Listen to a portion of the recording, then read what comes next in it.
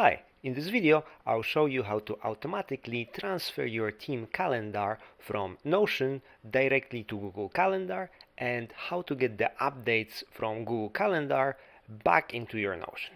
Let's get to it. Hi, this is Greg from Business Automated, and today I will show you how to use Notion to create an efficient way to schedule meetings for your projects to make sure that all the meetings that belong to your projects are being scheduled with the relevant people. So here you can see an example Notion template that you can use, and you can copy from the link in the description of the video. And what we have here is a draft for a project engagement with a client. So you can see that after the initial pitch, we have a series of follow-up meetings. And what we would like to do is that every time we have a new client, we want to just be sure that we schedule all those meetings, that they are sitting there in the calendar. So you can see that, for example, here we have a new client. So once that client goes through, we can sort of select all the meetings that should belong to that particular client that you should schedule, and you are basically clicking here duplicate, and right now you would just go over there, change the client, copy paste, and this way you can start scheduling those meetings, making sure that all those meetings are set there in the calendar. Probably you would like to adjust the dates and so on. You could paste everything here, and you could adjust the team and so on. So this is kind of a way how you can see the visibility for all those meetings. And then later also within the template, you can see those particular meetings per client, as well as on a specific timeline, see which meetings have been scheduled, which meetings have not been scheduled, what are the dates, as well as have a calendar view to see where are the meetings and so on. And using this will give you ability to kind of control from Notion who are the participants and what is any additional content if you would like to add for a specific meeting. So you can make this, you can use this detail page to add any notes and so on.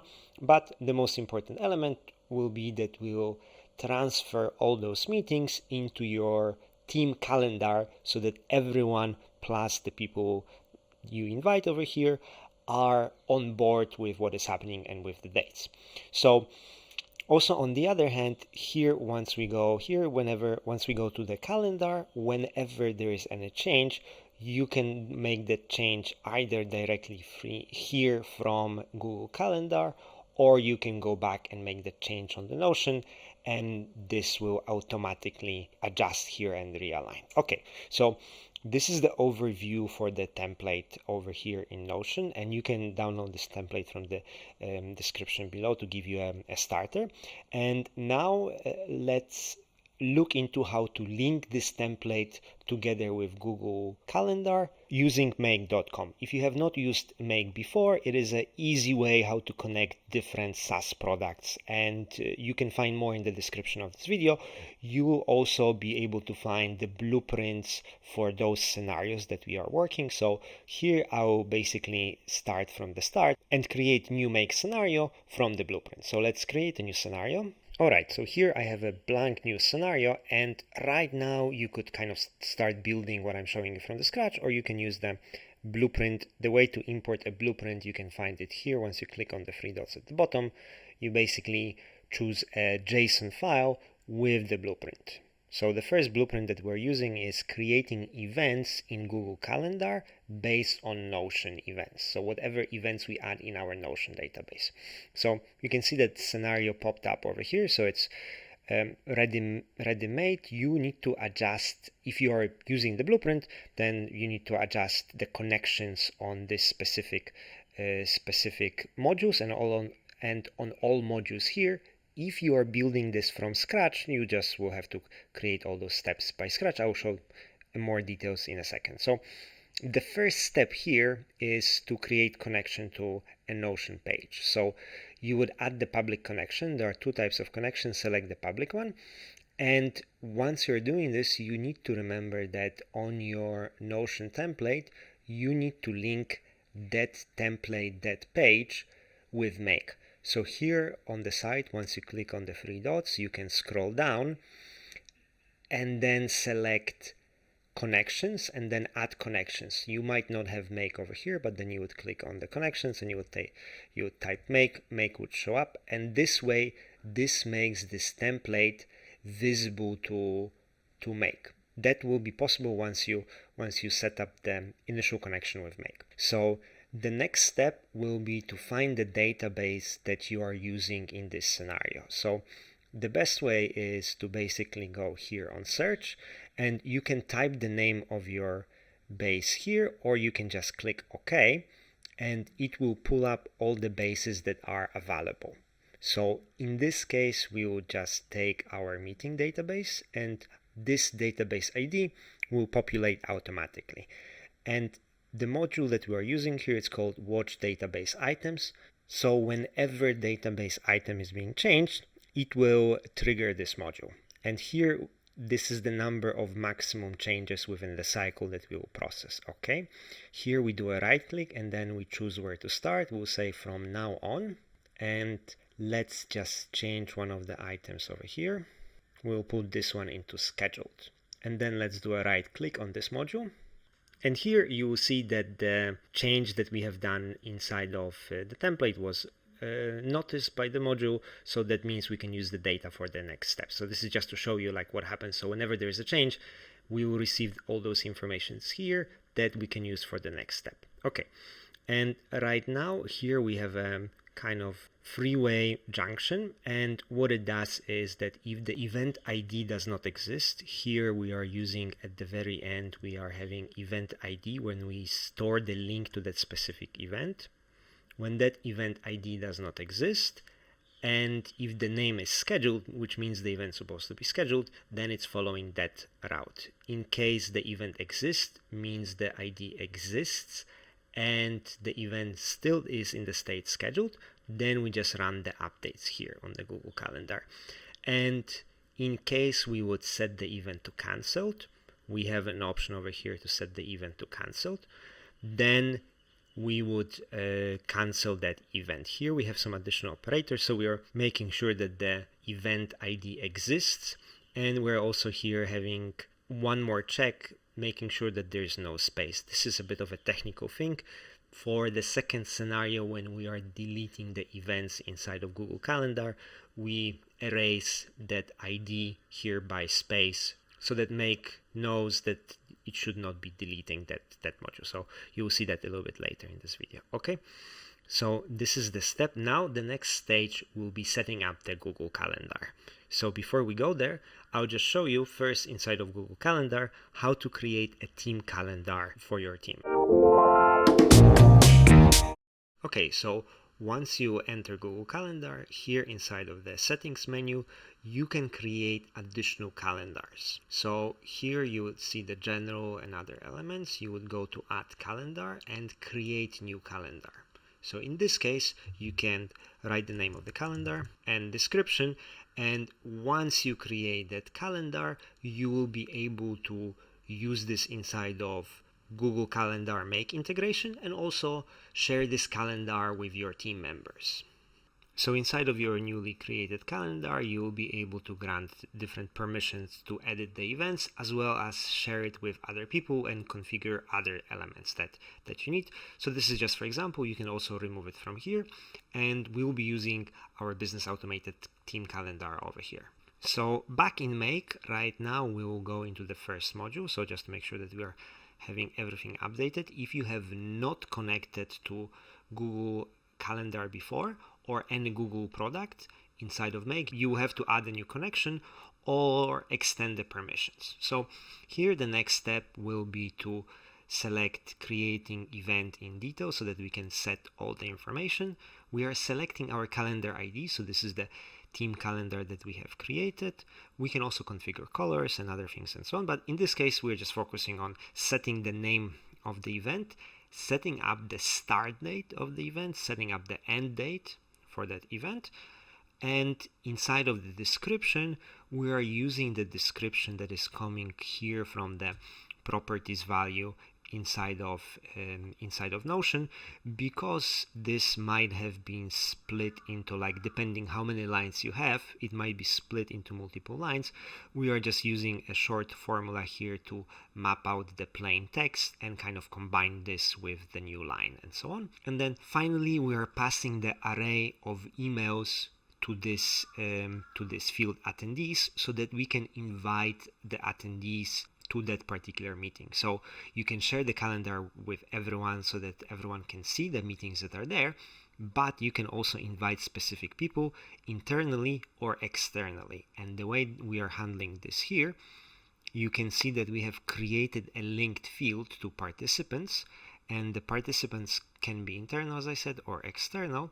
And you can see that here on the side we are doing an email lookup for those people that we have selected over here. That email is coming from a second small database that we have here below, which can be located here, or it can link to your CRM in a different place. But basically it stores the email addresses of the people that you might want to invite for that. You can also ignore adding the email addresses, so you can also keep this one empty and add those addresses later inside of Google Calendar. So that's everything.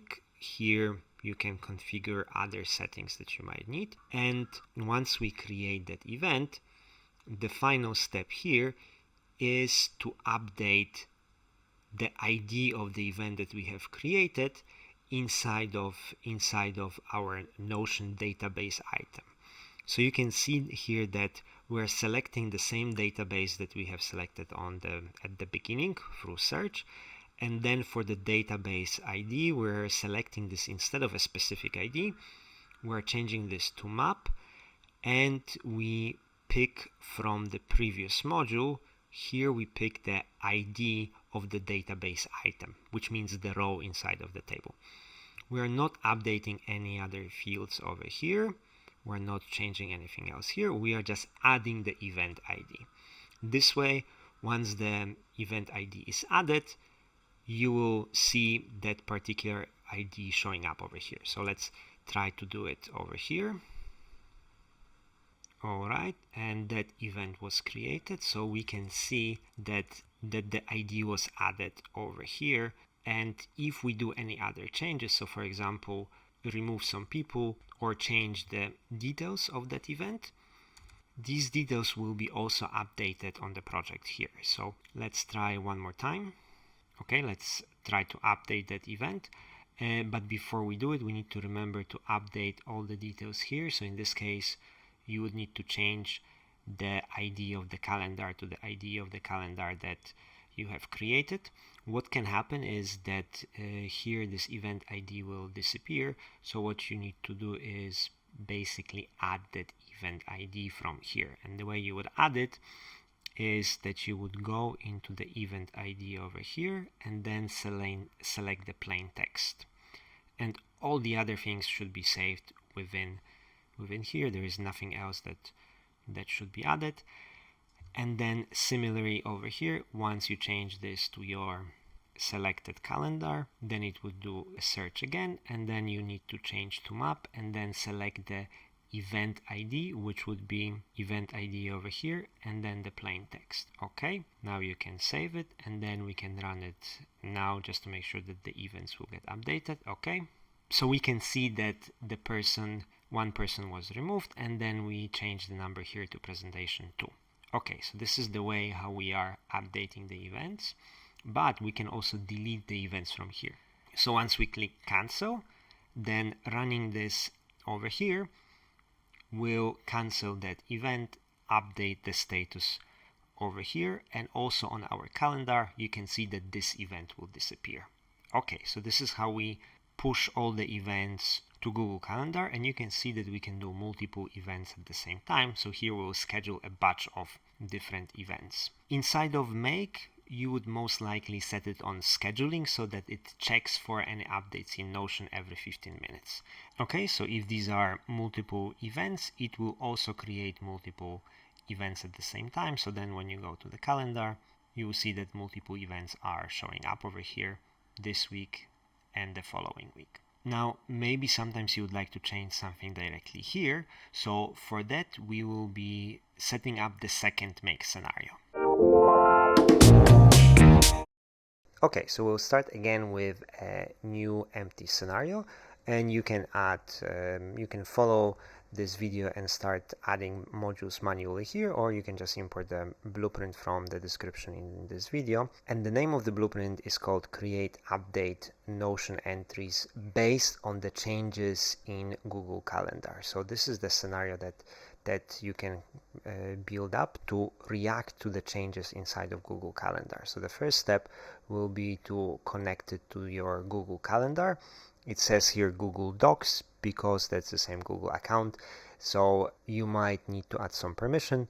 Otherwise, you can just select the calendar, and then from here you select how many events at the time you would like to update. This can be 10 or any other number. And once you click OK, there will be one more step, because once you click Run this module, since this was imported from the blueprint has somewhere the previous start time selected. So here you would have to select choose where to start, and then here we will select from now on. Means from now on we'll be reacting to the changes on our calendar. You can see that once we run this once, there's no changes, since from this moment we have not made any changes to the calendar. The next step will be inside of Notion, we need to select the base where our entries are located, and within that base we are looking for event ID, which sits here at the end of the table. So this is the event IDs that we were creating during creation of those events with the previous scenario. And now we are doing a lookup for that specific event, and we expect only one. And what is happening afterwards is that there is a junction here. So the junction does two things. So you can go, if there is nothing found, means the total number of bundles equals to 0, and also it's not cancelled. There could be also another edge case that if it was cancelled, there's also no entry in our table. If was not found and the status is not cancelled, means this is a new event. So we would like to create a new event. So this Notion module will again select the database that we had, and it will create new event that will have the summary, start, and we also need to here select that we are including time, so that we don't get only dates. So there is a specific selector here in Notion that we include time, otherwise it would be without that time. So here we are including time, and then we are also setting the status of that event to be scheduled. Okay, and that's everything that we are setting up. So this is a very basic setup. It does not include some of those more advanced fields like participants or details and so on, but this is something that you can add later inside of Notion. So let's just do a test. You can see that this event was not inside of our Notion yet, so it was basically created as a new event, and it should show up over here. So we will just rename it over here. And whatever changes we have applied over here, whenever this scenario is executed, it would update those changes inside of our calendar. So this means that those changes have been applied over here, so you can see that the name was changed. One more element that we will see is that if we delete the event, then within that integration we also will be able to delete the event. So here, in case the event has been found inside of Notion, so we know that that event exists, we have a junction. In case the status of the event changes to event cancelled, we would go to Notion and we would change the status of that particular event to cancelled. So you can see at the very bottom we are changing the status to cancelled. We are also changing the event ID to space. The only way to delete the event ID is basically to add an empty space, so it's not existing there anymore. This helps us prevent from any accidental delete. So if there's an empty space, there's no ID, then we also know that this should not be triggering the empty delete over there. This was just for the technical element that we were seeing during the troubleshooting. Okay, so here, since the event is deleted, most likely there won't be any changes, but maybe there will be some change to the title, like rejected or cancelled and so on. So we're just capturing that latest change. So you can see that once we run this one over, we actually deleted that event. We also have updated some other events. Maybe I have changed something over there. So here at the very bottom, you will see that this new event has been cancelled and it's not there anymore. So let's just update the dates over here so that it's looking properly.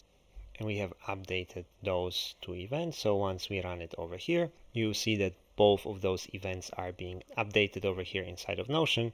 So once we go into Notion, then the name of those events are changed to update 1 and update 2, and the dates have also been updated. So yeah, so this way you can keep your calendar inside of Notion in sync. So here you might have a view when you're seeing a little bit more different colors and you see a little bit more information. From here you could also make those changes and, you know, move the meetings to a different day and so on. And later, once you do that, then the make automation will update those dates so that everything is in line with whatever changes you have done over there. So yeah, I would say that's everything. You just need to make sure that you turn on the scheduling, and the scheduling could be every 15 minutes or every 1 hour, depending on how frequently those things change. But once you set it up, you turn on this scheduling and the other scenario, and that will keep your base in synced. Alright guys, so that was everything. So let me know what other business automation scenarios you would like to see, and please like and subscribe, and that's it. Have a fantastic day. Bye.